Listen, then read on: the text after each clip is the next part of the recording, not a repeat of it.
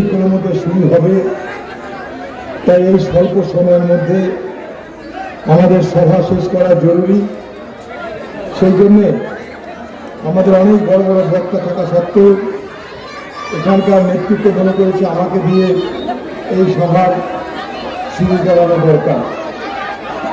আজকে এই সভায় উপস্থিত এই এলাকার সর্বস্তরের আমার গুরুজন ব্যক্তিবর্গ, উপস্থিত আমাদের ঘরের মা, বোন, বৌদি, ভাবি, বুবু, আপা, বন্ধু, সহকর্মী সকলকে আপনাদের উপস্থিতির জন্য আন্তরিক অভিনন্দন এবং কৃতজ্ঞতা জানাচ্ছি। গত 3 দিন ধরে আমরা এই জঙ্গিপুর সাব ডিভিশনে পদযাত্রা করছি। উদ্দেশ্য আমাদের একটাই, যে এই বিস্তীর্ণ এলাকায় বিড়ি শ্রমিক যারা আছেন সেই বিড়ি শ্রমিকদের ন্যায্য মজুরি সরকার এবং সেই সঙ্গে সঙ্গে বিড়ির যারা মালিক তারা যেন দেয়। আমরা আমাদের মন গড়া কোনো দাবি করছি না, আমাদের কল্পনায় নিয়ে আসা কোনো দাবি এখানে করছি না। আমাদের যে দাবি সেই দাবি সরকার তার নির্ধারিত মূল্যের উপর নির্ভর করছে। পশ্চিমবঙ্গ সরকার তারা নিজেরা বিড়ি শ্রমিকদের অবস্থার কথা ভেবে 1000 বিড়ির জন্য 267 টাকা 44 পয়সা ন্যূনতম মজুরি ঠিক করেছিল। আমরা নই, কংগ্রেস না, এই সরকার।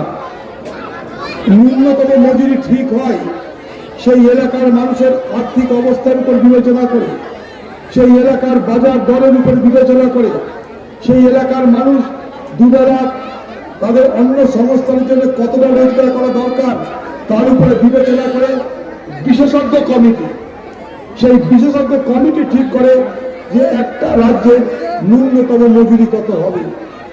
ঠিক একইভাবে পশ্চিমবঙ্গ সরকার তারা যে বিশেষজ্ঞ কমিটি তৈরি করেছিল সেই বিশেষজ্ঞ কমিটি সুপারিশ করল যে আজকে পশ্চিমবঙ্গে যে বাজার দর, যে আর্থিক অবস্থা মানুষের যা প্রয়োজন সেই মোতাবেক 1000 বিড়ির জন্য 267 টাকা 44 পয়সা দাম ধার্য করা দরকার।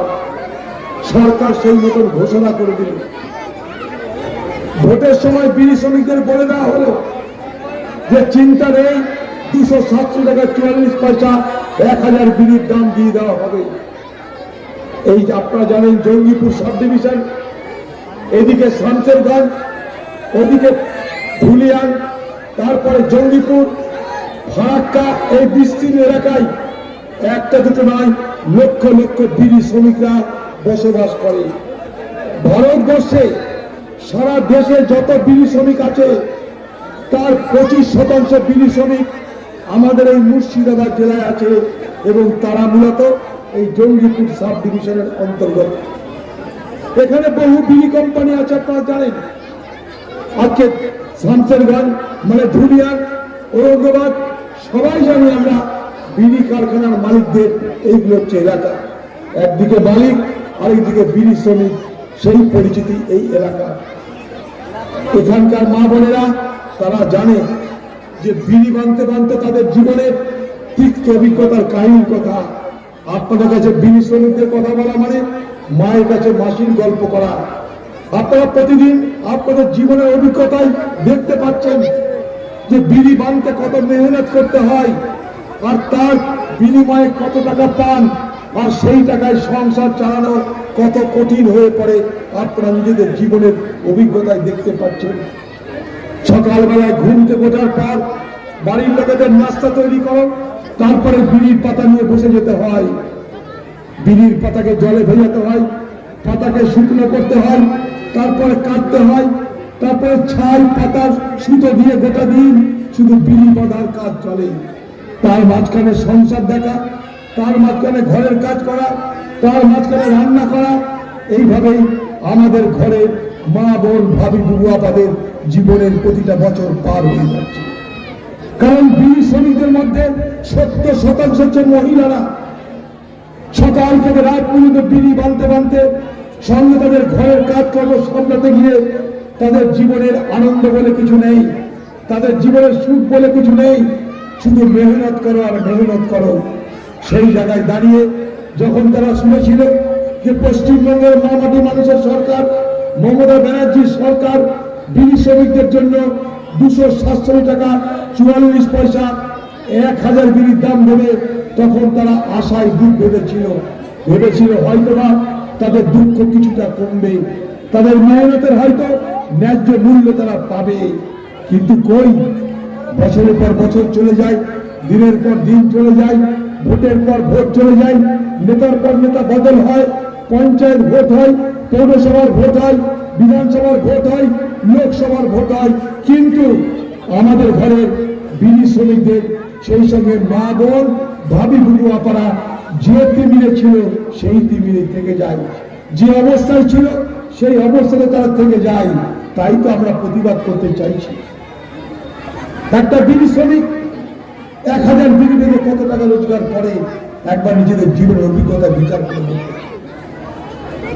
150 টাকা, 160 টাকা না হয়, তার বদলে বিড়ি মালিকরা কি রোজগার করে? চলে যান আসানসোল, রানীগঞ্জ, বর্ধমান, বিহার, এক বান্ডিল বিড়ি বিক্রি হয় 25 টাকায়। এক বান্ডিল বিড়িতে 20টা মাত্র বিড়ি থাকে। সেই 20টা বিড়ির বিনিময়ে মালিক এক বান্ডিল বিড়ির দাম ঠিক করে 25 টাকা। অর্থাৎ একটা বিড়ির দাম কত? একটা বিড়ির দাম 1 টাকা 25 পয়সা। আপনি কত পাচ্ছেন? 1000 বিড়ি বেঁধে 150 টাকা। তা যদি হয় তাহলে একটা বিড়ির দাম কত? 15 পয়সা। আপনি পাচ্ছেন একটা বিড়ি বেঁধে 15 পয়সা, আর মালিক একটা বিড়ি বিক্রি করে রোজগার করছে 1 টাকা 25 পয়সা। 1 টাকা 25 পয়সা যদি একটা বিড়ির দাম হয়, তাহলে 1000 বিড়ি বেচে কত রোজগার হয়? 1250 টাকা। আপনাকে কত দেয়? 150 টাকা। 1250 থেকে 150 টাকা বাদ দিয়ে দিন। 1000 বিড়ি বেঁধে 1000 বিড়ি বিক্রি করে একটা মালিকের লাভ হয় 1100 টাকা, আর 1000 বিড়ি বেঁধে একটা শ্রমিকের রোজগার হয় 150 টাকা।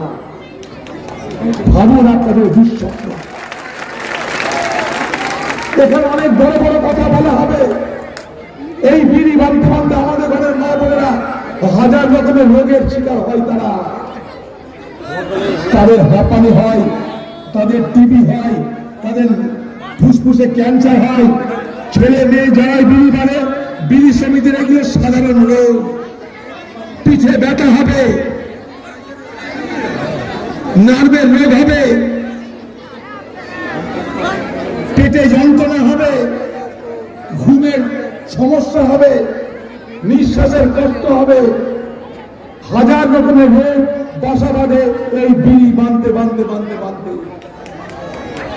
তামাক শরীরের জন্য ক্ষতিকর সবাই বলে, কিন্তু আপনাদের উপায় নেই, অন্য কোনো রোজগারের ব্যবস্থা নেই, তাই বাধ্য হয়ে আপনাকে বিড়ি বাঁধতে হয়। আর সেই সুযোগটা নিচ্ছেন মালিকরা। আমি গতকালও বলেছিলাম, ঔরঙ্গাবাদের বুকে দাঁড়িয়ে এখানকার মালিকরা, যারা বিড়ির মালিক, 5 ওয়াক্ত নামাজ পড়ে, তারা মানি আমি। মসজিদ করবার পয়সা দেয়, মানি আমি। মাদ্রাসা করতে পয়সা দেয়, মানি আমি। বছরে তারা একবার করে হজে যায়, মানি আমি। বকরিতে কিছু ফেরতা দেয়, মানি আমি। কিন্তু একবার নিজেকে জিজ্ঞেস করুন, আয়নার সামনে দাঁড়িয়ে সেই সমস্ত মালিকরা এত আল্লাহ আল্লাহ করছেন, কুরআন পড়ছেন, হজ করছেন, ফেরতা দিচ্ছেন, একবারও কি ভেবেছেন যে 1000 বিড়ি বেঁধে যেখানে আপনার লাভ হচ্ছে 1250 টাকা, সেখানে 150 টাকার বিনিময়ে আপনি একটা শ্রমিককে ঠগাচ্ছেন না তার উপকার করছেন? বলুন, আপনি বুকে হাত দিয়ে বলুন, একটা মালিক 150 টাকার বিনিময়ে আপনি রোজগার করছেন 1100 টাকা। তারপর যদি শ্রমিক বলে আমাদের দর বাড়াতে হবে, আপনি তখন বলবেন সব বন্ধ করে দেবো, ব্যবসা বিড়ি বাঁধা বন্ধ করে দেবো, আমরা ব্যবসা করবো না, তোমরা বুঝে নাও। শ্রমিকের মনে তখন ভয় ধরে, বুক দূর দূর করে, মালিকের বিড়ির ব্যবসা একটা ব্যবসা নয়। এই বিড়ির ব্যবসা করতে গিয়ে এই মালিক হাজারটা ব্যবসা ফাঁদিয়েছে। সারা দেশ জুড়ে তাদের ব্যবসার টাকা, তাদের টাকা ওজনে গুনে তারা হাতে গুনে নেওয়া। তাই তাদের কিছু যায় আসে না। 1 মাস 2 মাস 4 মাস 5 মাস বিড়ি কারখানা বন্ধ করে দিলে তাদের কিছু যায় আসে না। আপনার যায় আসে, আপনার ঘরের হাড়ি বন্ধ হয়ে যাবে। তাই আপনি মালিকের সঙ্গে দর কষাকষি করতে পারেন না। আপনি সেখানে মাথা নিচু করে দেন। আপনার তাকাত নেই, হিম্মত নেই, কারণ কালকে সংসারটা চালাবে কে? আপনার পাশে সরকার নেই, আপনার পাশে অন্য কেউ নেই। আপনাকে নিজের সংসার নিজেকে চালাতে হয়। তাই আপনি মাথা নিচু করে দেন। এটা বোঝেন আপনি, এটা জানেন আপনি যে আপনাকে শোষণ করা হচ্ছে, কিন্তু আপনার কিছু করার ক্ষমতা থাকে না, কারণ আপনি দুর্বল। দর কষাকষি করার ক্ষমতা আপনার নেই। তাই মাথা নিচু করে যা দিচ্ছে আপনি তাই মেনে নিচ্ছেন। সেই সুযোগে সেই মালিকরা লুট করে চলেছে বছরের পর বছর। আর হাজার হাজার কোটি টাকার মালিক, তারা হাজার হাজার কোটি টাকার মালিক হয়েছে বলে আমার কোনো হিংসা হচ্ছে তা নয়, তাদের যখন কোনো দুশ্মনী হচ্ছে তা নয়। তাদেরকে শুধু বলতে চাইছি, বিড়ি শ্রমিকরা তোমাদের কাছে ভিক্ষা চাইছে না, মেহনত করে রোজগার করতে চাইছে। তারা মেহনতের ন্যায্য মূল্য চাইছে, এবং সরকার বলেছে বলে চাইছে, নিজের থেকেও চাইছে না। তাই সরকার যেখানে বলছে 287 টাকা 44 পয়সা, সেখানে কেন তোমরা দিতে চাইছে না? কোন মালিক তৃণমূল করে, কোন মালিক বিজেপি করে, কোন মালিক নানা পার্টি করে, কিন্তু বিড়ির যখন মজুরির ব্যাপারে এসে যাবে, রসুনের যেমন সব মুখ এক জায়গায় চলে আসে, সব মালিকের মুখ এক জায়গায় চলে আসে। সবাই বলে না দর বাড়ানো যাবে না, সব মালিক এক হয়ে যায়, সব মালিক এক হয়ে যায়। আমি সেই সমস্ত মালিকদের জিজ্ঞেস করব, তারা এখানকার এমপি হয়, তারা এখানকার এমএলএ হয়, আমি তাদেরকে জিজ্ঞেস করব, জনপ্রতিনিধি হয়েছেন, জনপ্রতিনিধি হওয়ার পর পার্লামেন্টে যাচ্ছেন, বাইরে আপনার পরিচয় জনগণের প্রতিনিধি। এই জনগণের প্রতিনিধি আপনার বিড়ি কোম্পানির মালিক আপনি। এটাই কি জনপ্রতিনিধির কাজ? জেনে শুনে বুঝে আপনি শ্রমিকদের অসহায়তা সুযোগ নিয়ে, শ্রমিকদের দুর্বলতা সুযোগ নিয়ে তাদেরকে পিষে খাচ্ছেন, আর জনদরদি জনপ্রতিনিধি সেজে আপনি ভারতবর্ষের বাজারে ঘুরে বেড়াচ্ছেন। এই দ্বিচারিতা কেন? তাই আজকে বাংলার মুখ্যমন্ত্রীর কাছে আমাদের দাবি, বাংলার মুখ্যমন্ত্রীর দাবি, আপনার ভাইপো খোকা বাবু কয়েকদিন আগে ভোটের সময় সাগরদিঘিতে এসে ভোট নেওয়ার সময় বলল, কোনো চিন্তা নাই, ভোট পার হলেই 287 টাকা 44 পয়সা নয় 288 টাকা পাকাপাকি করে দেওয়ার ব্যবস্থা করেছি, এই যে বলে গেলাম। পেয়েছে ভোট পার, কত ভোট পার হবে তার ঠিক নেই, আর এই মিথ্যার প্রতিশ্রুতি শুনে যেতেই হবে। তাই আমরা বিরোধী দল হিসাবে আপনাদের জন্য দাবি করছি, সরকারের কাছে দাবি করছি, মালিকের কাছে দাবি করছি যে এই সমস্ত বিড়ি শ্রমিকরা যারা বঞ্চিত, লাঞ্ছিত, শোষিত, তাদের অধিকার ফিরিয়ে দেওয়া হোক। তার জন্য আমরা এই পদযাত্রা অংশগ্রহণ করেছি, তার জন্য আমরা সরকারের দৃষ্টি আকর্ষণ করার চেষ্টা করছি, তার সঙ্গে আমরা মানুষকে সচেতন করার চেষ্টা করছি। কারণ ওরা যদি জানে যে বিড়ির দর বাড়ালেও যা হয়, দর না বাড়ালেও তা হয়। ভোট আসবে, নাগরিক আইনের গল্প ফাঁদবো, ভোট আসবে, এনআরসির গল্প ফাঁদবো, ঝোলা থেকে বিড়াল বার করবো, বিড়াল বার করবো, এই দেখো ঝোলার বিড়াল, বিড়ালের নাম নাগরিক আইন, বিড়ালের নাম এনআরসি। দিল্লি থেকে মোদি আসবে, নাগরিক আইন করে দিচ্ছি, হিন্দুরা সব এক হও, সব মুসলমানকে তাড়াবো। কলকাতা থেকে দিদি আসবে, এই দেখো আমি হিজাব করে আল্লাহু আকবার বলছি, এনআরসি আমি করতে দিব না, নাগরিক আইন করতে দিব না, কোনো চিন্তা নাই তোমাদের। ভোট এলো, ভোট গেল, কিন্তু এখানকার মানুষের ভাগ্যের কোনো পরিবর্তন হলো না। এনআরসি ঘুরছে, এনআরসি ঘুমিয়ে গেছে, নাগরিক আইন দিল্লি চলে গেছে। ভোটের বাজারে আবার নাগরিক আইন আসবে, দিল্লি থেকে ট্রেনে ভাড়া করে মোদী আর অমিত শাহ নাগরিক আইন নিয়ে আসবে। নাগরিক আইন নিয়ে আসবে কারণ হিন্দুদেরকে ভড়কাতে হবে, হিন্দুদেরকে ভড়কিয়ে বলতে হবে তোমাদের সব নাগরিক করে দিলাম আমরা। এখানকার হিন্দুরা আপনাকে এদেশের নাগরিক নয়, এদেশের নাগরিক না হলে ভোট দিচ্ছেন কি করে, এদেশের নাগরিক না হলে পঞ্চায়েতে দাঁড়াচ্ছেন কি করে? সবাই আমরা এখানকার নাগরিক। ভোটের সময় জুটি দেখানো হবে, ভড়কি দেখানো হবে, ভয় দেখানো হবে, নাগরিক আইন নাগরিক আইন নাগরিক আইন মাথায় দেয়, ভাজা খায়, ফ্রাই করে খায়, সিদ্ধ করে খায়, কি করে খায়? নাগরিক আইন কি? আমরা সবাই নাগরিক, কারণ বাবার ক্ষমতা নাই এখান থেকে একটা লোককে কেউ তাড়িয়ে দিতে পারে। আমি চ্যালেঞ্জ করেছি, এখানে নয় পার্লামেন্টে চ্যালেঞ্জ করেছি। আমি পার্লামেন্টে চ্যালেঞ্জ করে বলেছি অমিত শাহকে, নরেন্দ্র মোদীকে, তোমাদের থেকে 10 হাত দূরে যে লোকটা দাঁড়িয়ে আছে তার নাম আদির চৌধুরী সাহেব, মুর্শিদাবাদের লোক, আমার বাপ বাংলাদেশের, তোদের বাপের ঘর থেকে আমাকে তারা আনি। আমি বলেছি যত জাল দুশ্চুরি করে খালি হিন্দুদেরকে ভড়কানোর ভোট, উল্টো দিক থেকে দিদি চলে আসবে হিজাব করে, আল্লাহু আকবার বলে। আমি আছি, কোনো চিন্তা নাই, কাউকে যেতে দিব না, সবকে আমি ধরে রাখবো। এনআরসি তো হয়ে গেল, ভোট হয়ে গেল, এনআরসি এখন ঘুমাচ্ছে, ভোট আসবে আবার এনআরসি জাগবে। দিদি জহুরের নামাজের সময় এনআরসি চোখে মুখে জল ছিটিয়ে বলবে এনআরসি উঠ উঠ উঠ, ধুলিয়ানের বাজার যেতে হবে, ফারাক্কার বাজার যেতে হবে, ভোট মানতে হবে। এলাকার মানুষ বিভ্রান্ত হবেন না, একবার আপনারা বিভ্রান্ত হয়েছেন, বিভ্রান্ত হবেন না। সবাই এদেশের নাগরিক, খালি ভোটের সময় মিথ্যা কথা বলে ভয় দেখিয়ে নিজেদের অক্ষমতা ঢাকার মধ্যে দিয়ে আপনার কাছে ভোট আদায় করে নেয়, আর কিছু না। এনআরসি ঘুমিয়ে গেছে, নাগরিক আইন ঘুমিয়ে গেছে, আপনারা দেখেছেন।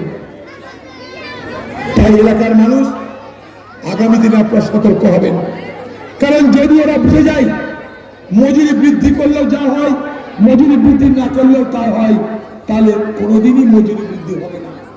ওদেরকে শিক্ষা দেওয়া দরকার, ওদেরকে শেখ দেওয়া দরকার যে আমাদের সঙ্গে যারা ধোঁকাবাজি করে তাদেরকে আমরা প্রত্যাখ্যান করি, তাদেরকে আমরা ভোট দিই না, তাদেরকে আমরা হারিয়ে দিই, প্রমাণ করা দরকার। কারণ না হলে ওদের শিক্ষা হবে না। তাই এলাকার মানুষ আপনারা সংঘবদ্ধ হোক। আমরা পরিজনের লড়াই আজকে নয়, আগেও করেছি, আজও করছি, আগামী দিনেও করব। আমরা আগামী দিনে আপনাদের জন্য এই মজুরি বৃদ্ধির দাবিতে ভাবছি, কোর্টে যাব কিনা সে কথাও আমরা ভাবছি। প্রয়োজন পড়লে আপনাদের হয়ে আমরা কোর্টে যাব। আজকের দিনে বাজারে সবকিছুর আগুন দর, আলু, পটল, বেগুন, পেঁয়াজ সবকিছু দর হু হু করে বাড়ছে। এই কটা টাকায় সংসার চালানো যাচ্ছে না, অন্য জায়গায় কাজ নেই, গ্রামে 100 দিনের কাজ বন্ধ, রুটি রুজির কোনো ব্যবস্থা নেই, অথচ বিড়ি শ্রমিকদের দর বাড়ছে না, তাদের রোজগারের, তাদের ন্যূনতম মজুরি তাদের পাওয়া উচিত সত্ত্বেও তাদেরকে দেওয়া হচ্ছে না। তাই তার প্রতিবাদ আমরা করছি। একটা পদযাত্রা করে শেষ হবে না, একটা পদযাত্রা করে একটা বক্তৃতা দিয়ে এটা শেষ হয় না। मंजिल से आगे बढ़कर नया मंजिल की तलाश कर, तुझे अगर मिल जाए दरिया तो समुंदर की तलाश कर। हर शीशा टूट जाते हैं पत्थर की चोट पे, पत्थर ही टूट जाए वो शीशा की तलाश कर। आगामी दिने लड़ते হবে, অনেক মেহনত করতে হবে। এই লড়াই আজকে ফারাক্কার মাঠে শেষ হবে না, আগামী দিনে এই লড়াই জারি থাকবে। আপনারা ভালো থাকুন। গুরুজনরা আমার শ্রদ্ধা, সালাম, সম্মান জানিয়ে, ছোট ছোট ভাই বোনদের স্নেহ ভালোবাসা জানিয়ে আমার বক্তব্য শেষ করছি। জয় হিন্দ।